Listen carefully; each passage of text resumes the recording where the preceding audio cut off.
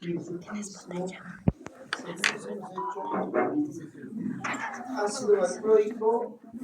Recuerden que se usa para trastornos convulsivos, crisis de ausencia. Carbamas si hemos hecho.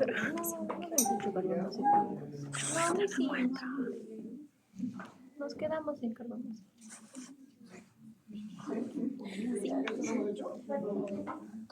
Un ratito. ¿Qué hacemos? ¿Qué tiempo haces? Acá nos quedamos. Carbamazepina. 36. Ay, ¿y dónde está lo que yo estaba anotando?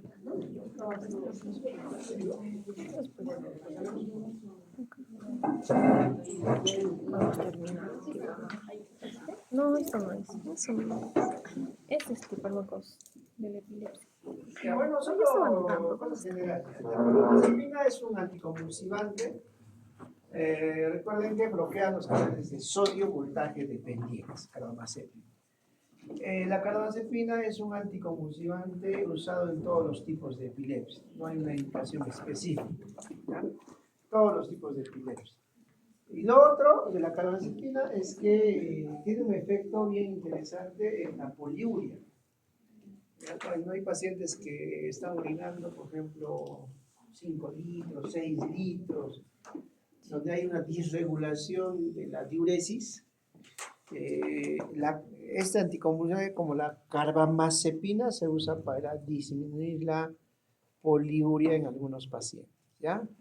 No sé si se usa, por ejemplo, en UCI, tal vez hay pacientes que están orinando 5 litros, 4 litros. No se conoce bien el mecanismo de por qué tiene un efecto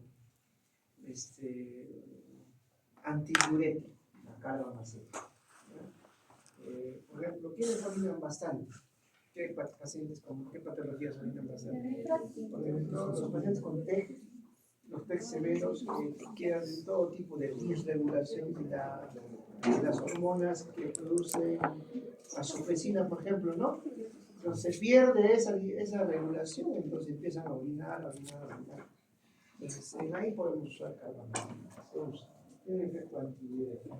Otro es, por ejemplo, hay diabetes, bueno, insípidas, ¿no? Pero de tipo central, no nefrogénica. ¿Ya? Entonces se usa en todo tipo de diabetes, ¿ya? Bueno, de convulsiones. Después tenemos, bueno, es más de lo mismo, etosuximida, ¿no? También es un buen anticonvulsivante, ¿ya? Es efectos sobre el canal de calcio, punto. Nada más, todos los anticonvulsivantes tienen efectos colaterales. Digabatrina, vamos a pasar eso, la motrigine, ¿ya? También es un anticonvulsivante que inhibe canales de sodio, ¿ya? Gabapentina, casi pues vamos a... Bueno, gabapentina es un anticonvulsivante también, ¿ya? Recuerden que era con G, ¿no? Gabapentina tenía un efecto casi agonista como el GABA, ¿no? ¿Qué es el GABA? El ácido gamma-aminobutírico. Es un receptor de neurotransmisor excitatorio inhibitorio. Inhibitorio de una persona agonista. Lo otro, una de las aplicaciones más conocidas de la gabapentina es tratamiento del dolor neuropático. ¿Ya? Recuerden que las convulsiones son, digamos, descargas eléctricas por canales de sodio, pero no son los únicos. Y recuerden que el dolor, ¿qué es el dolor? También impulsos nerviosos de canales de sodio, ¿no? Entonces, también tiene un efecto analgésico.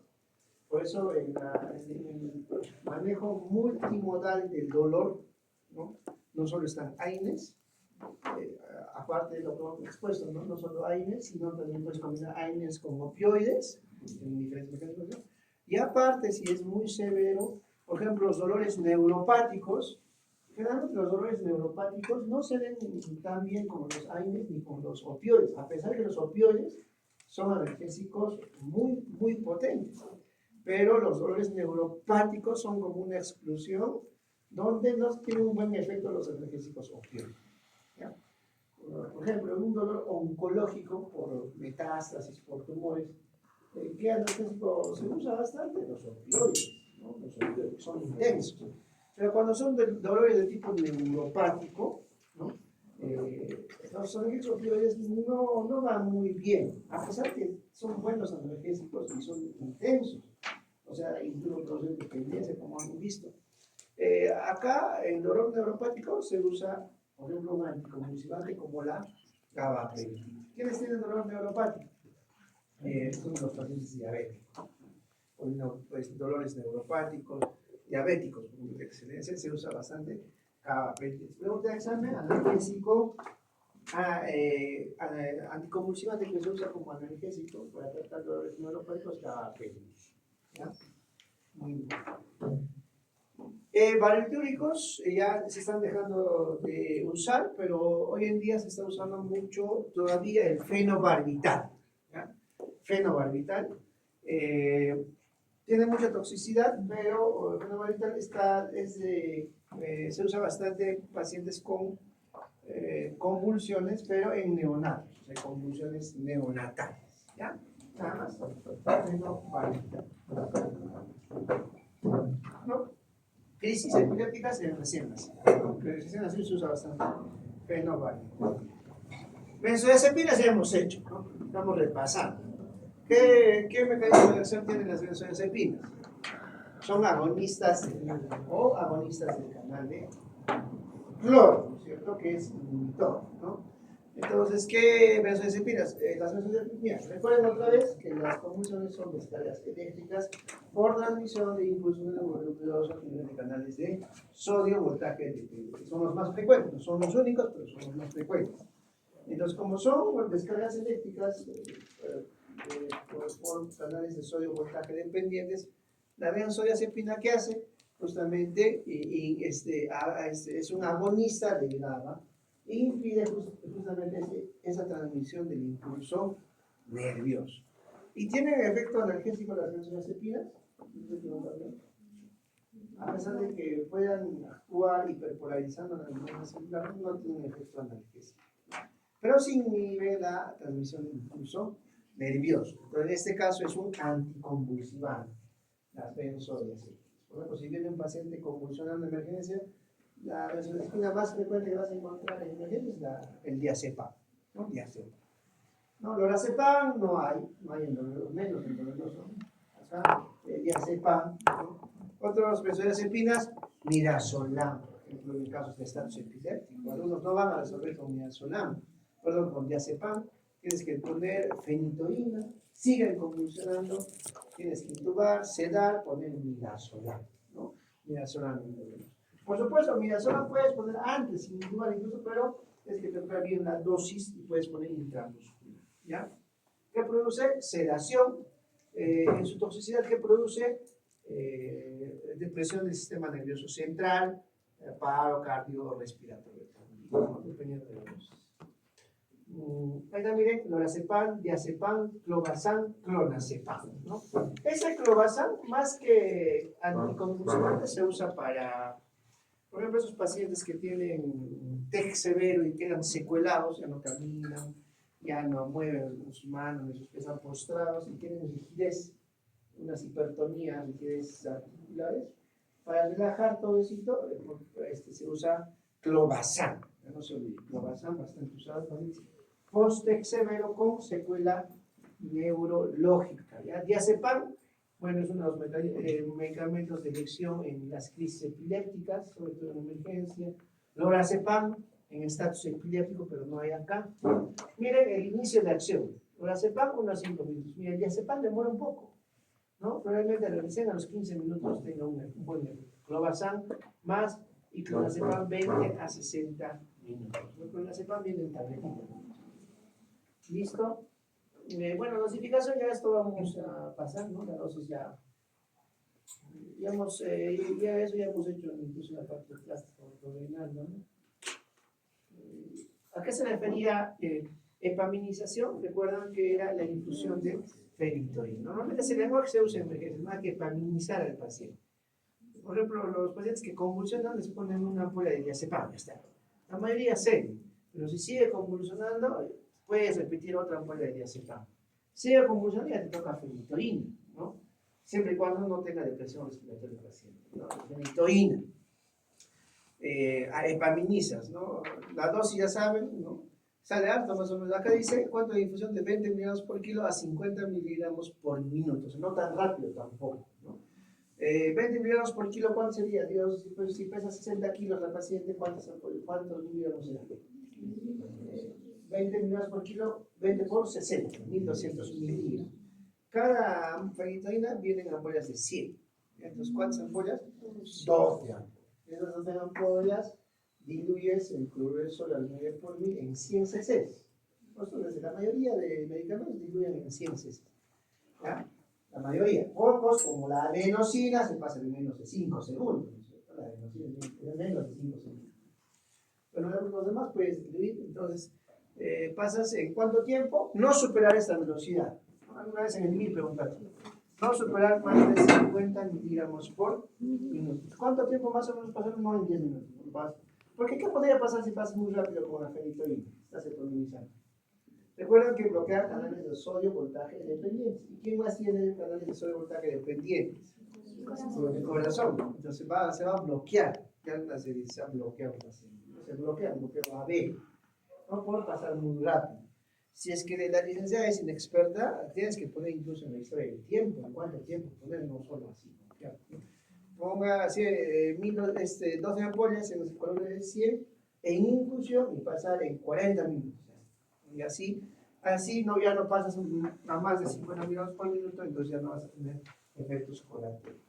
Si se va convulsionando a pesar de la infusión de fenitoína, pues ya toca midazolam, toca otras cositas, ¿no? Propofol, etcétera, etcétera. ¿Ya? Entonces, epaminización. ¿Ya? Esta midazolam, un bolito de 200 microgramos por kilo, ¿no? Microgramos. Recuerden las transformaciones micro, ¿no? 17 milimicro, nano, pico, metro, alto y alto, ¿no? O sea, menos 3, menos 6, menos 9, ¿no? No tiene hecho en la fe todavía, ¿no? Por ejemplo, microgramos, ¿cuántos gramos es? 10 a la menos 6, pues mili, 10 a la menos 3. Entonces tienes que, en mililitros, a la licenciada o al personal no le vas a dar en mililitros, tienes que dar en volumen, porque no te va a sacar, hasta que saque, no. Ya tienes que sacar y te vas a poner. Es poquito, a veces 5, por ejemplo, para endoscopias, ¿cuánto usan de midazolam en un paciente adulto estándar? Para una endoscopia, 5 a 10 miligramos, ¿no? 5 a 10 miligramos. Algunos en el riñón, no todos, ¿no? Por eso son ambulatorios, incluso no se van a su casa como después del procedimiento de endoscopía o colonoscopía. 5 a 10 miligramos, ¿no? Vienen ampollas de 5 o de 10 miligramos. Efectos secundarios, ¿no? Fenitoína que habíamos dicho, sobre todo en uso crónico en niños, hiperplasia gingival, hipertricosis, etc. ¿Qué más? El ácido valproico se ha descrito bastante ovario poliquístico en pacientes y mujeres con antecedentes de convulsiones y con tratamiento de ácido valproico. Esto seguramente ya saben, estatus epiléptico, recuerden, hay estadio 1, es antiguo esta imagen, ¿no? Todavía algunas cositas se mantienen bien. En el tratamiento de estatus epiléptico, ¿qué cosa? Estatus epiléptico, o sea, no convulsión, sino estatus. Estatus se define como, digamos, entre convulsión y convulsión, si dura más de 5 minutos y no hay recuperación de conciencia entre convulsión y convulsión. O sea, convulsiona, ya, dura más de 5 minutos. Y entre convulsión y convulsión, que dure más de 5 minutos, no hay recuperación de la conciencia. Ya está en estatus. Esa es una definición operacional. Cuando ya hay estatus, bueno, tienes que estadio 1, tienes que esperar. ¿Hasta cuánto tiempo? Puedes esperar 30 minutos, ¿no? Pero 30 minutos, bien, porque si sigue convulsionando 30 minutos, ya ese paciente está quemando neuronas, ¿no? Entonces, miren, benzodiazepinas, ¿no? Lorazepam. No hay lorazepam. Pues diazepam o rectal también por su irrigación, midazolam, ¿no? Midazolam, ¿no? Vía oral en algunos países hay, acá no hay, solo hay endovenosa intramuscular, ¿no? Pero ahí en elección lorazepam, ¿no? Si no cede con esto, ya pasas a fenobarbital, fenitoína, ácido valproico endovenoso. Si sigue convulsionando, pasas ya pues, a otras cosas. Midazolam ya no oral, sino endovenoso. Propofol. Propofol, recuerden que es un anestésico endovenoso. ¿Qué tenía? ¿Se acuerdan? Hemos hecho también sobre el canal de cloro, ¿no? Agonista del canal de cloro. ¿Y cómo va a diferenciarse? ¿Es que van a rotar? El propofol, la leche, ¿por qué tiene esa consistencia blanquecina? La leche materna. Eso me lo han enseñado y también eso, ¿no? También me lo han enseñado así, ¿no? La leche materna es blanca porque tiene bastante lípidos y triglicéridos. Y el propofol es un medicamento agonista. Todos los medicamentos son así como el agua, uno de los únicos medicamentos que es así lechoso, o sea, blanquecino, que tiene lípidos, es el propofol. El propofol es un anestésico endovenoso. Muy usado el propofol, se usa de anestesia, ¿no? ¿Con qué creen que, por ejemplo, antes de operarte se te intuba, te inducen en un proceso de intubación? Antes de intubarte, por ejemplo, el tubo, ¿con qué creen que, digamos, los anestesian? No anestesian con paracetamol, los aires tienen la relación que anestesian con medicamentos simples, son complejos, propofol se usa, por ejemplo, fentanilo para el dolor, midazolam, ¿no? Y si no caes con eso, pues te pone ahí un relajante muscular como rocuronio, etcétera, ¿no? Propofol, ¿no? Y de hecho, sea de paso, son anestésicos endovenosos, propofol, ¿no? Produce adicción, delivio, no sé si han escuchado algunas noticias, ¿no? De un anestesiólogo que organizaba fiestas con propofol, o sea, hacía anestesia controlada. Pero se daba a sus amigos, qué sé yo, a sus colegas. Tiene esa sensación, pues, como, no sé si les he comentado a ustedes. Me acuerdo cuando un paciente estaba operando y le estaban poniendo, estaban induciendo la anestesia con propofol. O sea, te ponen propofol para que te duermas, pues. Y cuando te intuben, tú no estés pues, ahí retirado, porque ¿quién se va a dejar intubar despierto? Nadie. Tiene que relajarte y sedarte ese rato para que te el tubo por la boca. No, nadie se va a dejar pues, intubar despierto. Salvo algunas situaciones que un paciente tiene Corman 5, no se puede intubar y bueno, es una sedación consciente, hay también eso. Pero la mayoría se tiene que sedar y se seda pues, con midazolam. Otros prefieren propofol. Yo no prefiero propofol porque ponen propofol versus midazolam. Con el propofol, si lo pones muy rápido, se cae la presión muy rápidamente, o sea, produce shock, ¿no? Shock. Entonces, midazolam, todavía pones y bueno, no produce tanta depresión cardíaca, ¿no? El propofol sí, por eso se pone lento. El propofol se pone lentito, cuando les inducen la anestesia no les ponen así, lento, lentito, porque baja la presión arterial, relaja esfínteres. ¿Ya? Entonces, ¿qué decía este paciente? Decía una cerveza, 2 cervezas, 3 cervezas, esa sensación. Por eso es que es adictivo el propofol. Y ahora están en boga, que tienen al TikTok nomás, y propofets, ¿no? Fiestas de propofol, ¿no? Y ahí les va a aparecer, son varios casos, varios casos. Acá también hubo un caso de una licenciada de una clínica, ¿no? Aparentemente intoxicada con fentanilo o con otras cosas que producen eso que vamos a ver, ¿ya? Entonces, miren, lorazepam, muy usado en estatus epiléptico.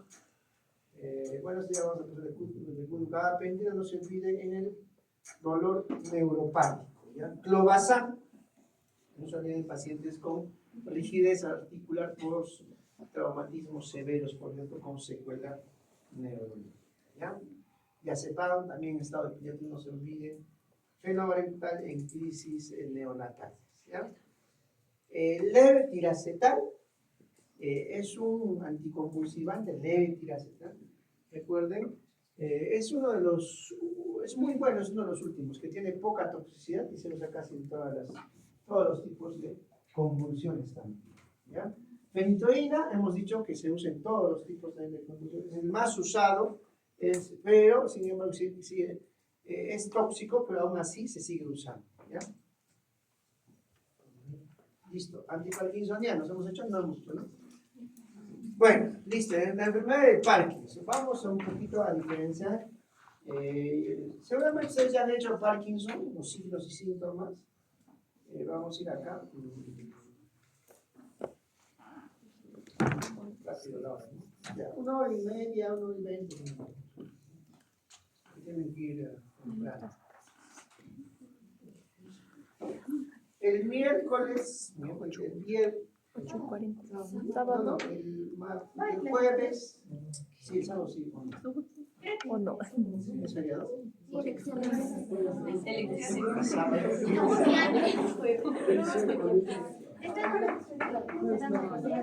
¿Dónde vota usted? Se ha comunicado, bueno, avanzamos virtual. ¿Ya? Si no, tenemos que avanzar. Ya. Me sacas un comunicado. Yo creo que sí es que Entonces, antiparkinsoniano. Miren, la enfermedad de Parkinson, conclusión, un poquito de historia, ¿no? Acá si lo leía a ustedes, pero la enfermedad de Parkinson se explica por una escasa concentración de dopamina. O sea, nos falta, al paciente con enfermedad de Parkinson le falta dopamina. Entonces, dice, han hecho estudios de cerebros post-mortem de pacientes con Parkinson y justo la sustancia negra del cerebro tenía buen porcentaje, la mayoría del 80% de los pacientes post-mortem tenían bajas concentraciones de dopamina en esa sustancia negra. Por lo tanto, la farmacología del Parkinson busca aumentar concentraciones de dopamina, pero no cualquier dopamina. Hay dopamina periférica y central. Aumenta las concentraciones, los fármacos buscan aumentar concentraciones de dopamina a nivel del sistema nervioso central, justamente en la sustancia negra, ¿no? Del cerebro, ¿no? Y otras zonas que tienen que ver con el Parkinson, ¿ya? Entonces, los fármacos buscan aumentar justamente lo que escasea en el Parkinson, que es la dopamina. Aumentan las concentraciones de dopamina. Vamos a un gráfico, después vamos a hacer un poquito para entender. Miren, este grafiquito, en los libros está, es antiguo, todos los libros lo tomen como referencia. Miren, ahí está. Miren acá, esta es la neurona pre o post. ¿Cuál es la neuronas?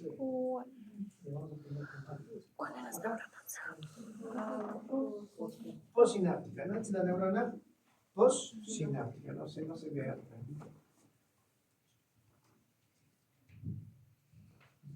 ¿Ya? Es la neurona postsináptica. Y acá está la neurona presináptica, ¿no? No sé qué está. Muy interesante. Miren. Acá está la. Hay dopamina, miren, hay dopamina en el sistema nervioso. Es la dopamina que nos interesa, esa de acá. Porque la dopamina periférica, aquí está la leyenda del cuadrito, ¿dónde está? Aquí está. Aquí está, receptores de dopamina periférica, receptores D2 periféricos. Receptores D2 periféricos, ¿no? Entonces, hay dopamina donde ejerce su acción, su efecto la dopamina a nivel periférico, como acá. Por eso acá vemos receptores periféricos. Pero para temas del Parkinson no nos interesa eso, sino nos interesa la dopamina que está a nivel de este lado. Pero este lado periférico, sino del sistema nervioso central. Entonces, acá estamos en una neurona presináptica y otra neurona postsináptica. ¿Y esa neurona qué es? Es la interviniente, la que está regulando el efecto de esta neurona postsináptica. Entonces, miren, por ejemplo, acá, ¿no?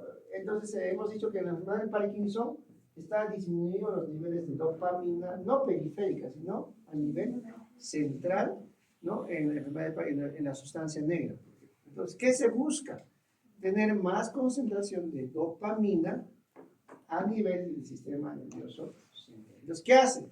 Por ejemplo, acá está, vamos a retroceder. No hay más, miren. Miren la dopamina, el precursor de la dopamina es la L-dopa, ¿no? La levodopa. L-dopa significa levodopa. La levodopa, por acción de la dopa descarboxilasa, que está, por acción de la dopa descarboxilasa, se convierte en dopamina. Y la dopamina ejerce su efecto a nivel de receptores periféricos. Entonces, pero también hay dopa descarboxilasa en el sistema nervioso central. Miren, la L-dopa, ya estamos hablando del sistema nervioso central, a través de la dopa descarboxilasa se degrada y se convierte en dopamina. El precursor de la dopamina es L-dopa. Entonces, un fármaco que aumenta concentraciones de dopamina justamente es la levodopa. ¿No? ¿Qué estoy haciendo con el fármaco? Le estoy dando levodopa al paciente para que esa levodopa se vaya al sistema nervioso central. ¿Ya? ¿Y qué hace? Se convierte en dopamina. La dopamina se libera y se une a su receptor. Y acá, ojo, vale la aclaración. La vía dopaminérgica, específicamente en los receptores D2, es una vía inhibitoria. ¿Ya? Inhibitoria. Entonces, viendo el gráfico nomás, miren, no se pierdan porque necesitamos entender esto. Miren, la vía dopaminérgica en el sistema nervioso central es inhibitoria, es inhibición, inhibitoria, ¿no? Y miren, acá está esta neurona intercalar, es la que está regulando todo este proceso de pre y postsináptico. En el presináptico se está liberando dopamina. En el postsináptico hay una vía, se activa la vía inhibitoria.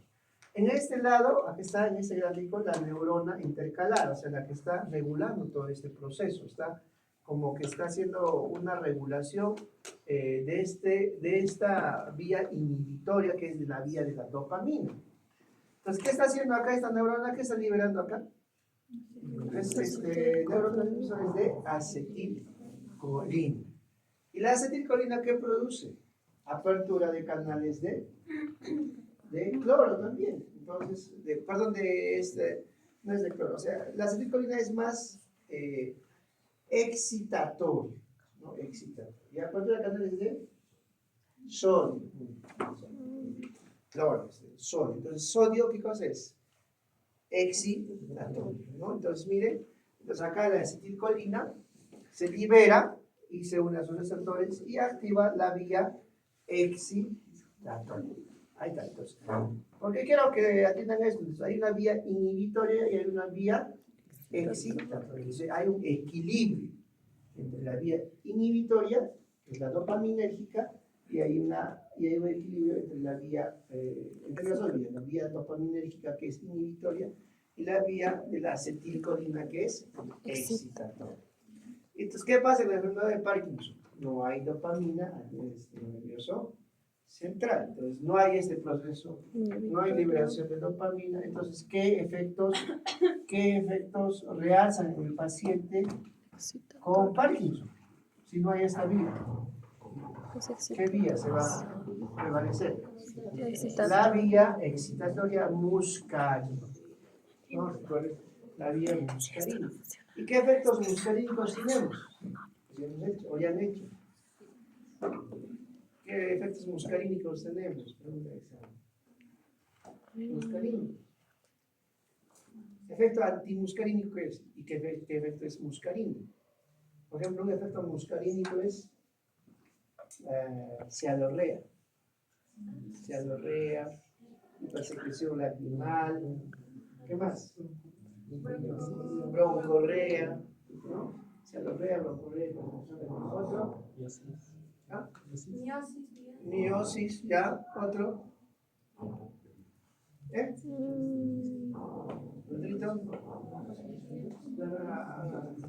Relajación de esfínteres, diarreas, bradicardia o taquicardia. Bradicardia, ¿ya? Entonces, efecto muscarino.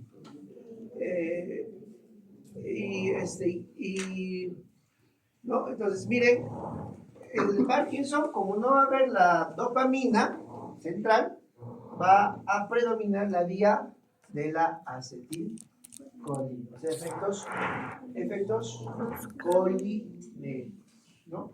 O muscarínicos. ¿Por qué se llama muscarino? Porque las receptores de colina, por excelencia, son receptores M o muscarino, ¿no?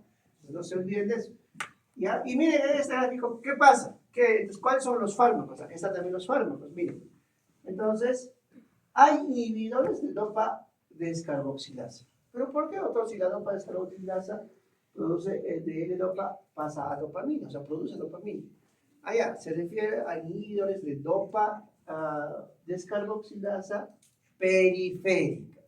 De tal manera que esa L-dopa periférica no se convierte en dopamina periférica, sino se va, atraviesa la barrera hematoencefálica, la L-dopa periférica, como ya no se transforma en dopamina por los inhibidores de dopa descarboxilasa periférica, entonces esa L-dopa periférica se va a la neurona presináptica del sistema nervioso central, entonces hay más dopamina en el sistema nervioso central, que es lo que se quiere, ¿no? O sea, al final los fármacos, ¿qué hacen? Disminuyen dopamina, ¿no? Aunque parezca contrario, disminuyen dopamina en el tejido periférico y aumentan dopamina, justamente ese es el dopa, en el sistema nervioso central. Por ahí es que disminuyen los signos y síntomas en la enfermedad. ¿Qué otra manera tenemos para tratar el Parkinson? O tenemos agonistas dopaminérgicos del sistema nervioso central. Agonistas dopaminérgicos tenemos varios, la bromocriptina, por ejemplo, y la cabergolina. No son, estos agonistas dopaminérgicos no son medicamentos de elección, aunque farmacológicamente tendrían buen mecanismo porque son agonistas dopaminérgicos, pero en la parte clínica se ha visto que no tienen buena acción, sino los de elección son los inhibidores de dopa descarboxilasa periférica, como la carbidopa y la benzodiazepina, ¿ya? También tenemos, acá mira, cuando ya está la L-dopa, por la acción de la dopa descarboxilasa se convierte en dopamina. Pero la dopamina no siempre estén ahí formándose, sino siempre en algún momento se tiene que degradar la dopamina, si no estaríamos en constante acción dopaminérgica. Entonces, ¿por qué enzimas se degrada la dopamina? La monoaminoxidasa y la catecol o metiltransferasa. La monoaminoxidasa tipo B degrada la dopamina en el sistema nervioso central. Entonces, como no queremos que se degrade la dopamina en el sistema nervioso central, tenemos fármacos que inhiben a la monoaminoxidasa. Por ejemplo, celigelina. Hay fármacos que inhiben a la catecol o metiltransferasa que degrada la dopamina, ¿no? Tenemos la entacapona, ¿no? Pero de estos, recordad, ¿qué fármacos? Carbidopa, benzodiazepina y la L-dopa, que prácticamente la levodopa es la dopamina que le estoy dando prácticamente al paciente, pero no la dopamina periférica, sino la que atraviesa la barrera hematoencefálica y se va al sistema nervioso central. Dicho eso, definición de Parkinson: la enfermedad de Parkinson es un trastorno progresivo del movimiento que afecta principalmente a los ancianos, ¿no? ¿Cuáles son los síntomas? Pregunta de examen también, ¿no? Supresión de los movimientos voluntarios, bradicinesia, ¿ya? ¿Por qué hay bradicinesia? Rigidez articular, ¿no? Temblor en reposo, ¿no? Temblor en reposo, rigidez, temblor en reposo. Mira, que dice temblor de hacer rodar píldoras, o sea, así, ¿no? Temblor en reposo. Pero cuando ya es voluntario, para el temblor. Es la característica. ¿Qué más? Rigidez muscular, ¿no? Mayor resistencia a los movimientos pasivos, hay rigidez articular, ¿no? Y grado variable, es importante, deterioro cognitivo. ¿Ya? Esto para repasar. Entonces, los fármacos buscan mejorar estos, no disminuyen progresión de la enfermedad. No disminuyen progresión de la enfermedad, los fármacos. Los fármacos buscan mejorar los signos y síntomas de los pacientes con enfermedad de Parkinson, ¿ya?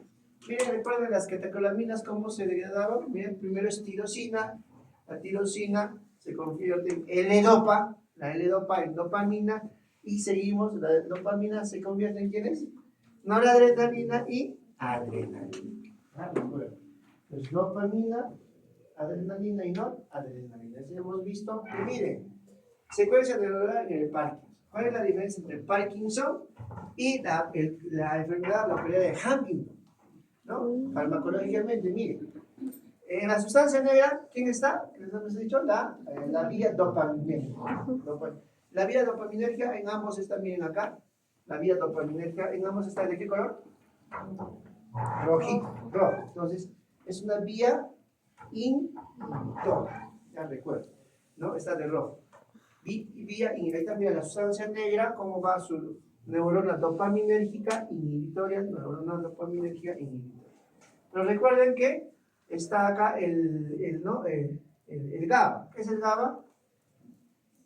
Ácido gamma amino, es un neurotransmisor inhibidor. O sea, sigue. Aquí está entonces la línea. Aquí está la línea, la vía inhibitoria, ¿no? Aquí está la vía inhibitoria, ¿no? Vamos a usar esto.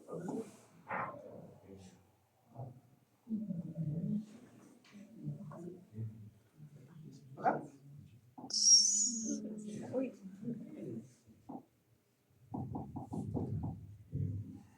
Ahí está. Entonces, esta es la vía. ¿Todo esto qué vía sería? Pero como toda la naturaleza está en constante equilibrio, ¿qué otra vía va a haber? La. Y miren qué pasa farmacológicamente en la Corea de Huntington y en el parkinsonismo. En el parkinsonismo no hay dopamina, entonces se anula esta vía dopaminérgica. ¿Y quién predomina? La vía de la acetilcolina. Y acá miren, y acá sí prevalece la vía dopaminérgica inhibitoria, pero ¿qué pasa? No hay la vía ¿de qué? Inhibitoria Del GABA. Entonces, miren, ¿qué síntomas predominantes va a tener acá? Acá, por ejemplo, el Parkinson, de acetil, y acá son diferentes, no son lo mismo, son diferentes, ¿ya? Entonces, no se olviden esa diferencia. Entonces, fisiopatología, ya hemos visto, en el Parkinson hay déficit de dopamina, ¿cierto? ¿Ya? De hecho, sí, chicos, dopamina. Miren, déficit de patología, 7. Hiperactividad colinérgica. Lo que estamos viendo en la hiperactividad colinérgica, porque se anula la vía dopaminérgica. Entonces, predomina la neurona intercalar de acetilcolina. Signos y síntomas motores. ¿Ya? Signos y síntomas motores. ¿Y ahora cómo? Con el mismo. Con el mismo. Borrado. Ah, no hay. Atrás. Con ese, otra. Ajá.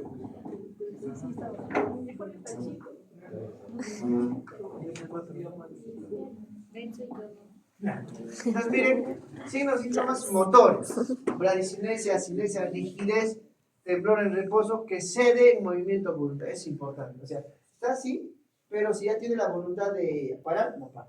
Cede voluntariamente. ¿Ya? Pregunta esa. Alteración de los reflejos posturales, inestabilidad y caídas, ¿no? Centrales, alteraciones cognitivas, eso es importante, y otros, alteraciones gastrointestinales. ¿Qué cosa va a haber?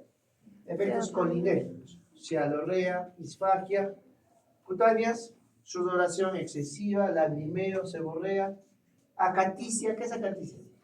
Ustedes que son semiólogos, averiguan. Dolor muscular, dolor neuropático, piernas inquietas. Así de compás. Acaticia, ¿qué pasa eso? Ah, sí, acaticia. Sensación Inquietud interna que obliga al paciente a ya. Veamos cada vez qué más es la acaticia. ¿Qué más dice? Es un trastorno neurológico. Necesidad imperiosa de moverse.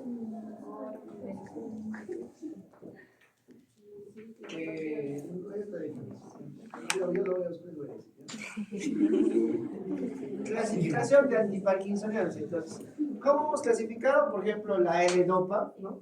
Entonces, como potenciadores de la actividad dopaminérgica. Ya está. Potencio la actividad dopaminérgica. ¿Cómo potencio? O le doy lo que falta, o sea, en este caso, levodopa, o sea, estoy dando la dopamina, ¿no? Entonces, de acción directa, estimula los receptores dopaminérgicos. Ya, le doy levodopa, ya está, de actividad dopaminérgica. O, finalmente, le doy agonistas dopaminérgicos. Pero entre estos, los de elección, ¿no? Es la levodopa, porque los agonistas de dopamina no han demostrado tener mucho efecto. De acción indirecta, reducen el metabolismo de la dopamina. Recuerden, ¿quiénes inhiben el metabolismo de la dopamina?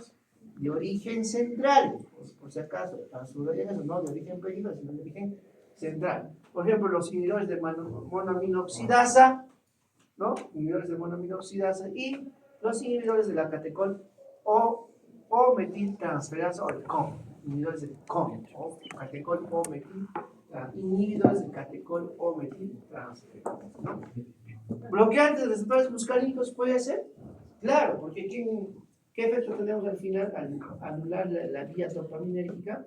Predomina la vía de la acetilcolina. Entonces, como fármacos tenemos bloqueantes de receptores muscarínicos y otros fármacos, ¿ya? ¿Listo? Siguiente.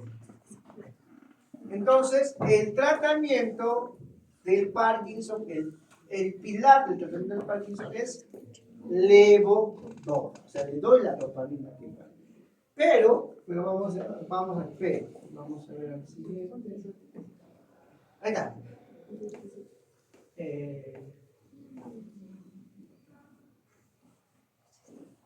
¿Ya? Pero no será solamente levodopa. ¿Qué más doy? Carbidopa. ¿Qué es el carbidopa? ¿En el gráfico? Ahí está, inhibidor de dopa descarboxilasa. Entonces, esa dopamina periférica ya no se convierte en dopamina, sino pasa la L-dopa periférica, la barrera hematoencefálica, y se va al sistema nervioso central. ¿Quién hace eso? La carbidopa, que es un inhibidor de la dopa descarboxilasa periférica. Por favor, periférica, no central, porque si no sería, si sería central, tendría pues más bien lo contrario, ¿no? Estoy aclarando, inhibición de la dopa descarboxilasa periférica para que esa L-dopa periférica se vaya a través de la barrera hematoencefálica al sistema nervioso central y se convierta en dopamina.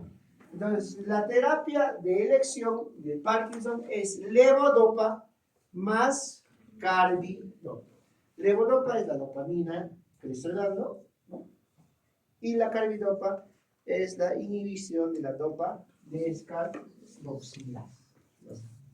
Nada más, puede haber otros como la seligelina, que hemos visto que es un inhibidor de la monoaminoxidasa, bromocriptina, que es un agonista de dopamina, y ocasionalmente pueden usar orfenadrina. ¿Qué producirá orfenadrina? Un efecto antimuscario. Como hay celorrea, ¿qué va a producir la orfenadrina? Si hay celorrea, broncorrea, va a secar, ¿no? Va a secar.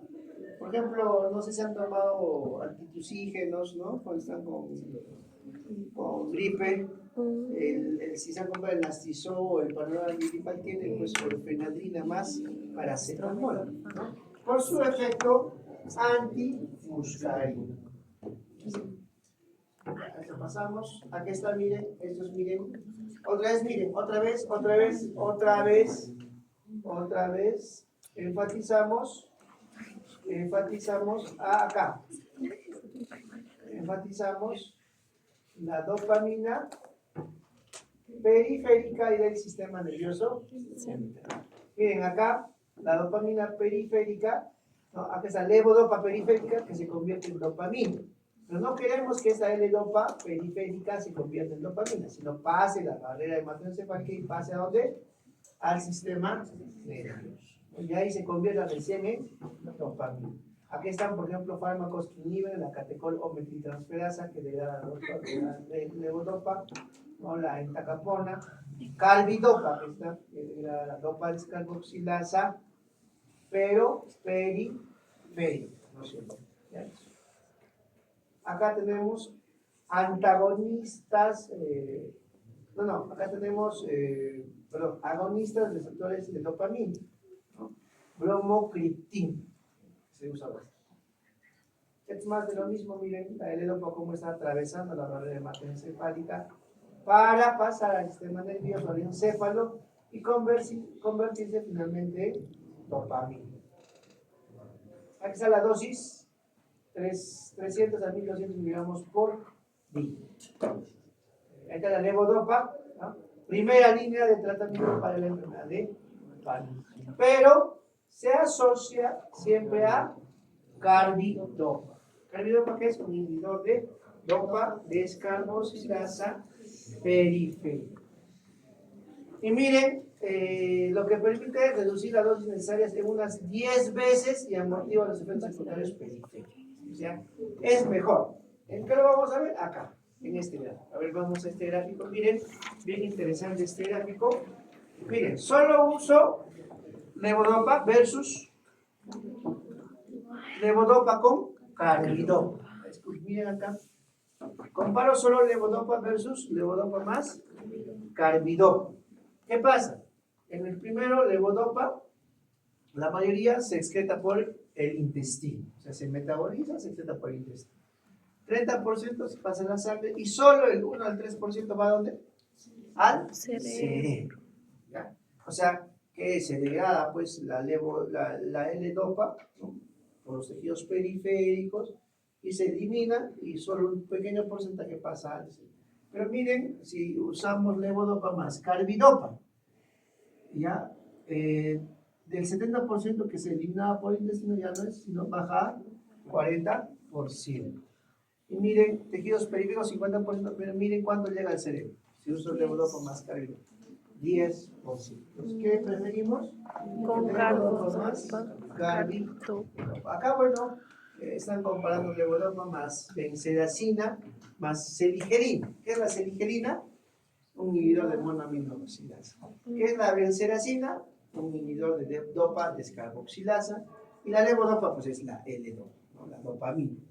Versus bromocriptina versus levodopa más benzedacina. Aparentemente miren, han valorado la puntuación de discapacidad, porque esta enfermedad es discapacitante, ¿no?, en el tiempo, ¿no? En el tiempo. ¿No? ¿Quién ha logrado disminuir bastante la discapacidad en el tiempo, según este gráfico? Bromocriptina, ¿no? Al final casi llegan a lo mismo. También está, mira, el levodopa más benzedacina. Ha logrado disminuir hasta -2, ¿no? Y levodopa más, aparentemente la triple terapia sería mejor que la doble terapia, ¿no? Farmacológicamente tendría que ser mejor el de triple terapia, ¿no? Farmacológicamente, pero esos son estudios, ensayos clínicos, donde se muestra la efectividad del fármaco, ¿no? Entonces, en este caso, levodopa más benzedacina tendría mejor. Pero el de elección es levodopa más carbidopa. La dopamina más un inhibidor de dopa descarboxilasa periférica. ¿Ya? ¿Listo? ¿Listo?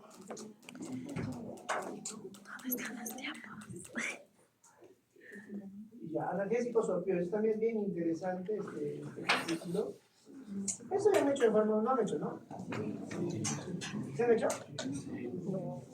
Antidepresivos se han hecho en forma, ¿cierto? ¿No? Sí está antidepresivos.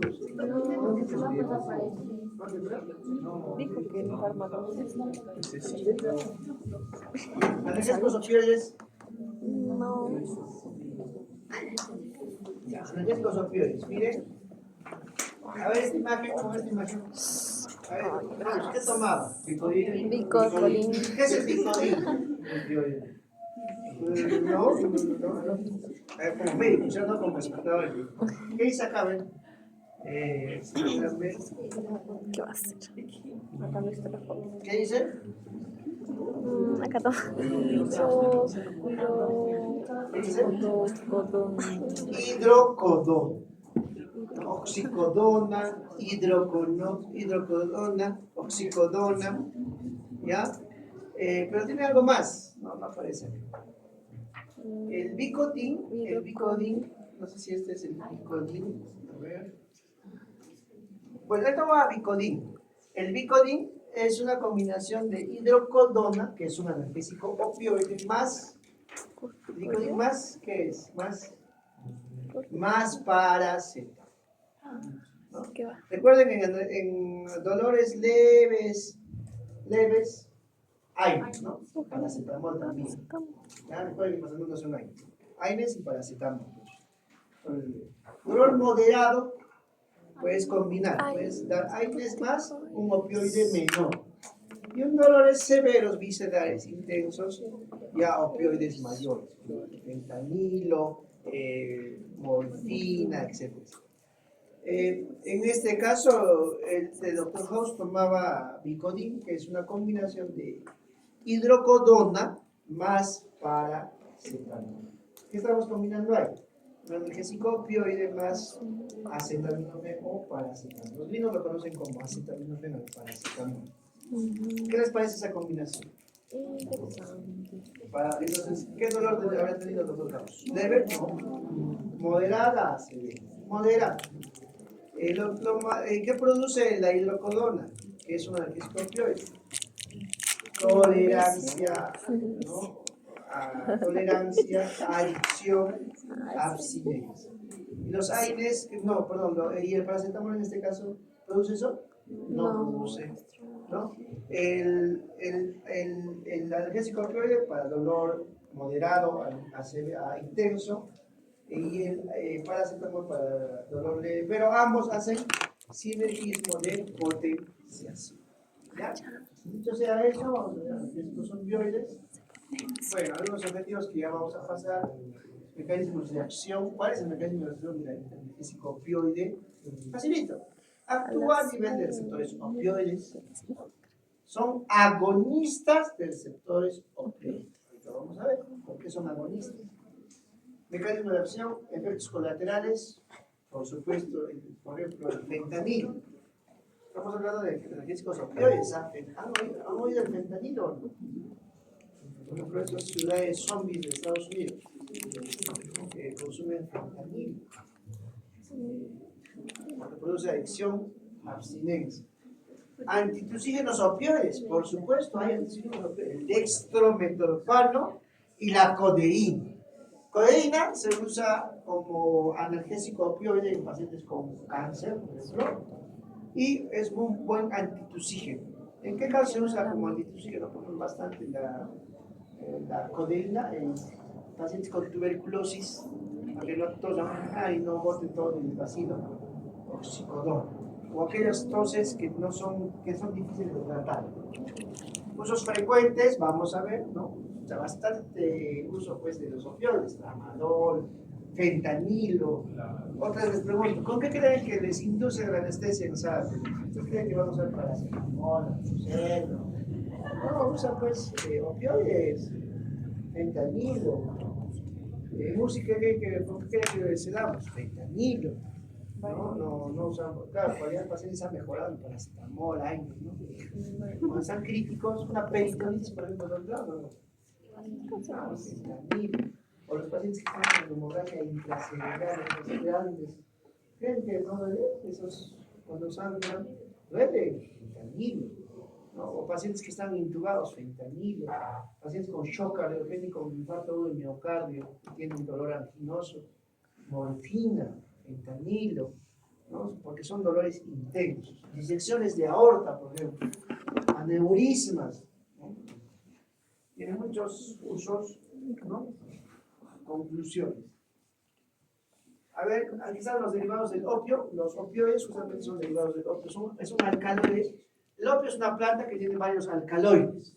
Alcaloides presentes en el opio. Y esos alcaloides producen analgesia, en su mayoría, pero tienen otras acciones también, porque los receptores opioides no solamente están en la vía del dolor, los receptores opioides también, por ejemplo, están en el tracto gastrointestinal. Por tanto, los analgésicos opioides también tienen un efecto a nivel del tracto gastrointestinal, que vamos a ver. Por ejemplo, la morfina, ¿qué efecto tiene? Por supuesto, analgésico, pues. Aparte que tiene antidiarreico. ¿Por qué? Porque hay receptores opioides a nivel del tracto gastrointestinal, ¿ya? Y van a inhibir el peristaltismo intestinal, ¿no? Pero lo contrario, no es antiespasmódico, sino es espasmódico. Por ejemplo, en pacientes con dolor por vesícula, ¿Cómo es la fisiopatología del dolor por colicitis aguda, por vesícula? Cuando hay piedra. Hay una hipercontracción, hay un espasmo, ahí está, un espasmo de la vesícula.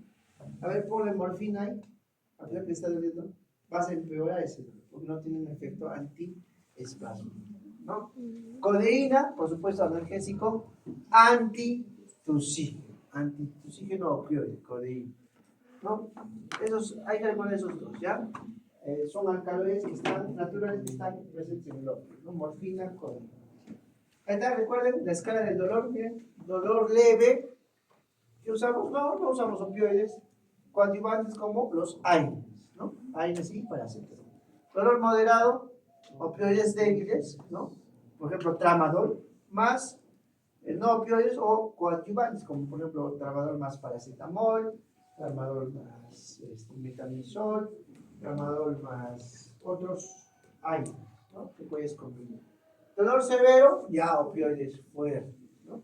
Dolor severo, pues cantidad, ¿no? Por ejemplo, el dolor oncológico, ¿no? Esos pacientes que están con metástasis, tumores, ¿no? Se usa para tratamiento paliativo, etc. Puedes usar con o sin antivirales, ¿no? Con o sin AINES. Ahí también hay ejemplos, AINES, paracetamol, metamizol, arriba, tramadol, codeína puedes usar. El siguiente, parches de buprenorfina. Para los pacientes oncológicos que están con dolor así oncológico, hay parchecitos de buprenorfina. Todos los analgésicos opioides, no todos, perdón, la mayoría de los analgésicos opioides fuertes necesitan un recetario especial, no lo van a vender así, a menos que sea una botita trucha, ¿ya? Porque incluso ahora está prohibido llevar, ¿no? Antes, por ejemplo, yo andaba con mi fentanilo, ¿no? A veces tenía, por ejemplo, en mi cartuchera, muchas veces tenía una ampolleta de fentanilo, porque a veces es difícil de conseguir porque ante la emergencia, ya bueno, ¿no? Pero ahora no, está prohibido, está más, no hay mucha regulación acá, ¿no? Pero ya es peligroso, ¿no? Imagínense que tengo un accidente y me duele con el fentanilo, ¿no? Entonces, en México, por ejemplo, hubo un caso de un anestesiólogo que se llevó solo la sobita del fentanilo de un paciente a la cárcel, ¿no? Está bien regulado. Probablemente acá también llegue, ¿no? Tengan cuidado con esos de... Porque tengan cuidado en portar, por ejemplo, fentanilo, portar procuronio, propofol, las benzodiazepinas también, ¿no? Clonazepams, diazepames. Hay que tener mucho cuidado, ¿ya? Mucho cuidado. Miren la diferencia entre opioides y los antiinflamatorios nuestros. Ahorita vamos a ver esto. Acá está la vía del dolor. Hasta acá vamos a avanzar, ¿ya? Los antiinflamatorios no esteroideos son sintéticos. En cambio, los opioides están en el opio, como alcaloides naturales. Otra diferencia con los AINES.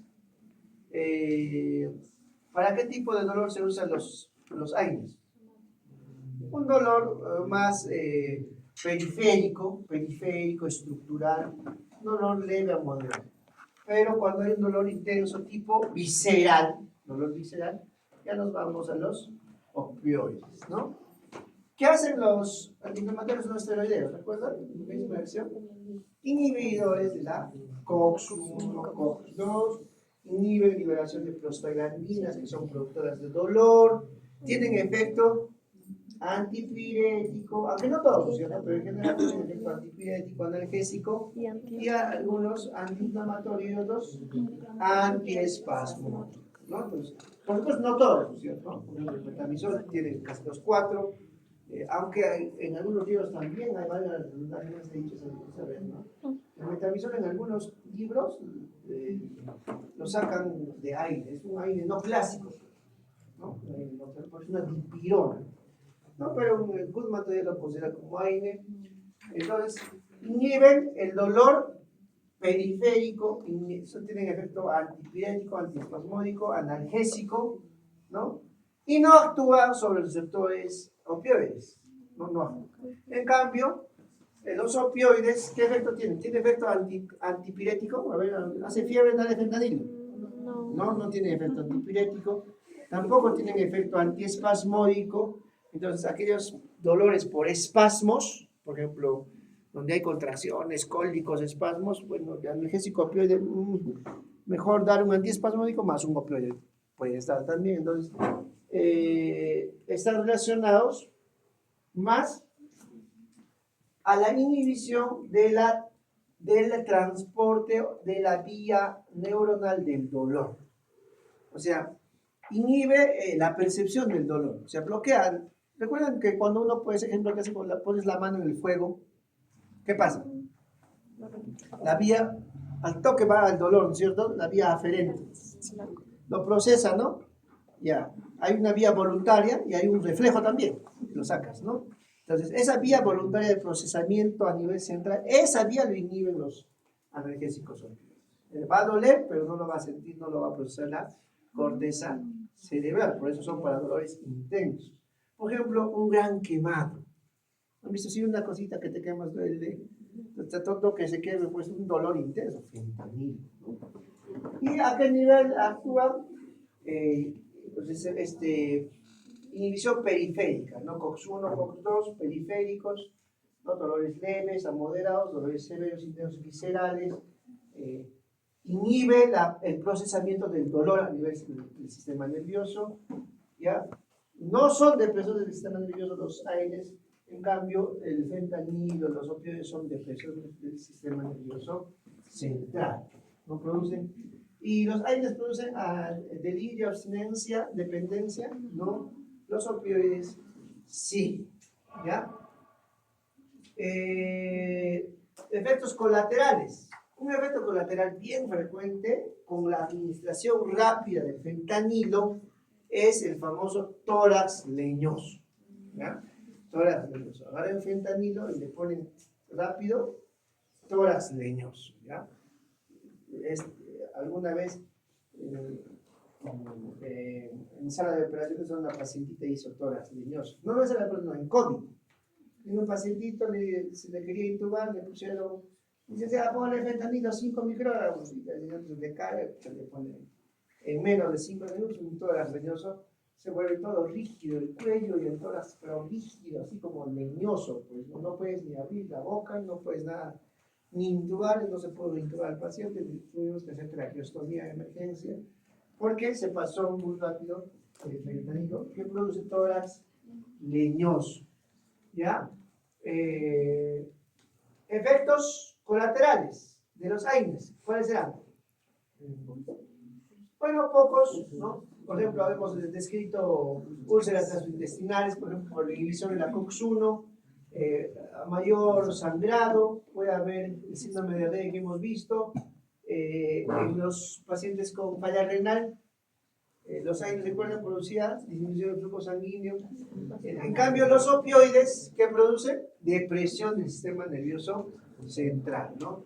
Depresión respiratoria, constipación, porque los receptores opioides están a nivel del tracto gastrointestinal, disminuyen el peristaltismo, por eso producen constipación. En algún momento pueden aumentar la presión intracraniana, si es que no se maneja bien, etcétera, etcétera. ¿Ya? Y miren, acá por ejemplo, ¿no? Rigidez, ¿no? Del tórax leñoso, ¿no? Ya, acá está. Hasta acá vamos a avanzar. Miren, esta es la vía ascendente de la transmisión del dolor. Miren, ¿cómo va el dolor? ¿No? Al ganglio posterior, al asta dorsal, y miren por la vía aferente, eferente. Aferente. Va, miren, por la vía espinotalámica al tálamo, y del tálamo a la corteza somatosensorial, donde procesamos el dolor, se hace consciente, ¿no? Entonces, ¿qué hace el opioide? Justamente, también actúa a nivel periférico, o sea, bloqueando la transmisión del impulso nervioso del dolor. El dolor, ¿qué cosa es finalmente? Un impulso nervioso, ¿cierto? Bloquea la transmisión periférica y también la vía aferente del dolor, y finalmente bloquea incluso este procesamiento del dolor a nivel central. Lo que no hace los AINES no hacen esto. ¿Los AINES dónde se quedan? Acá Acá se quedan los opioides, ¿no? Un poquito puede ir hasta acá más o menos, hasta acá, ¿ya? Pero más no, ¿no? Los opioides van hasta acá, toda esta vía y toda esta vía del procesamiento del dolor, ¿no? Los opioides, ¿listo? Entonces, si vamos a abarcar un poquito, miren, ahí está. Opioides, ¿no? Opioides. Miren, aquí está. ¿Qué bloquea?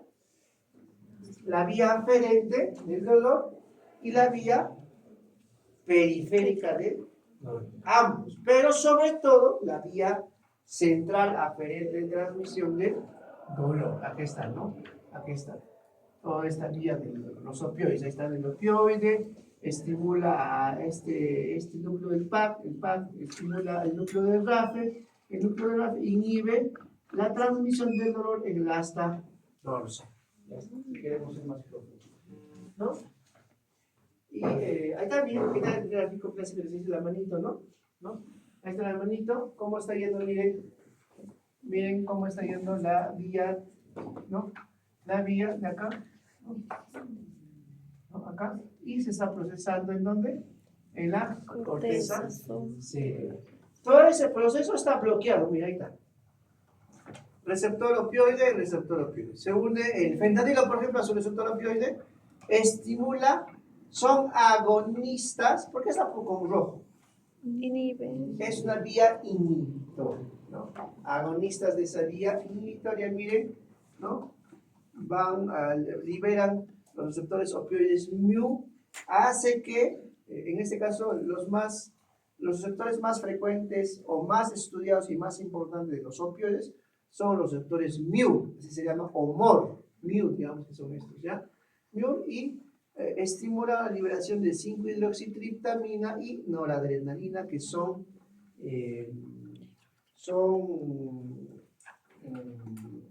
opioides, como un tipo de opioides endógenos también, ¿no? Y van a inhibir justamente a que están inhibiendo la transmisión del impulso nervioso del dolor, justo en la médula espinal. Entonces, son agonistas de la vía inhibitoria del dolor, no se olviden, ¿ya? Entonces ahí está, y también se van arriba a inhibir el procesamiento del dolor. Aquí está, miren. Abajo, ¿quién está? ¿Quién está abajo? Miren acá. Está en inglés, ¿no? Los AINES, ¿no? Aquí están los AINES, que están inhibiendo justamente los nociceptores, ¿no? Porque justo en los nociceptores hay liberación de prostaglandinas y se apertura la transmisión del impulso nervioso. Entonces los AINES están acá. También acá los analgésicos opioides, pero sobre todo a nivel central. Acá en la médula espinal, ¿quiénes más están? Los dos, ¿no? Puede llegar hasta la médula espinal, lo que se echa, 6, AINES y opioides. Aparte, ¿quiénes están? Eso, miren. Algunos anticonvulsivantes. Aquí anticonvulsivantes estábamos acá, ¿no? Antidepresivos también se usan para... ¿Qué antidepresivos? Por ejemplo, para el dolor se usa sertralina, ¿ya? Mirtazapina, sertralina. Y miren cómo va ascendiendo y quién está justamente inhibiendo el proceso de información del dolor a nivel de la corteza cerebral, los analgésicos opioides. ¿Ya? ¿Listo? Más de lo mismo, aunque está, miren, no se olviden la vía periférica, ¿no? Opioides. Ya, hasta ahí sí no nos queda. Tenemos que recuperar una horita más virtual. La siguiente semana.